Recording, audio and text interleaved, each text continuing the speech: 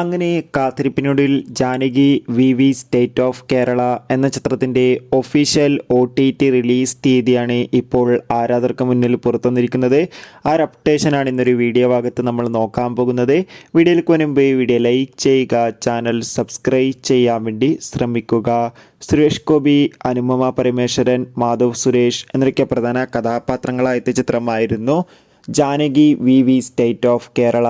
ചിത്രത്തിന് അത്യാവശ്യം ഒരു വിജയം സ്വന്തമാക്കാൻ വേണ്ടി സാധിച്ചിട്ടുണ്ടായിരുന്നു. അതുകൊണ്ട് തന്നെ എല്ലാ സിനിമാ പ്രേമികളും ഒരേപോലെ ചിത്രത്തിൻ്റെ OTT റിലീസിനായി ഏറെ ആകാംക്ഷയോടെയായിരുന്നു കാത്തിരുന്നത്.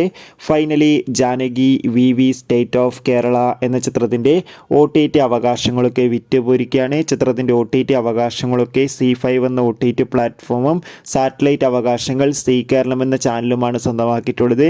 Finally Janaki V state of Kerala എന്ന ചിത്രം ഈ വരുന്ന ഓഗസ്റ്റ് മാസം 14-ാം തീയതി OTT റിലീസിനെത്തുക. കാത്തിരിക്കാം OTT റിലീസിനായി. Bye bye.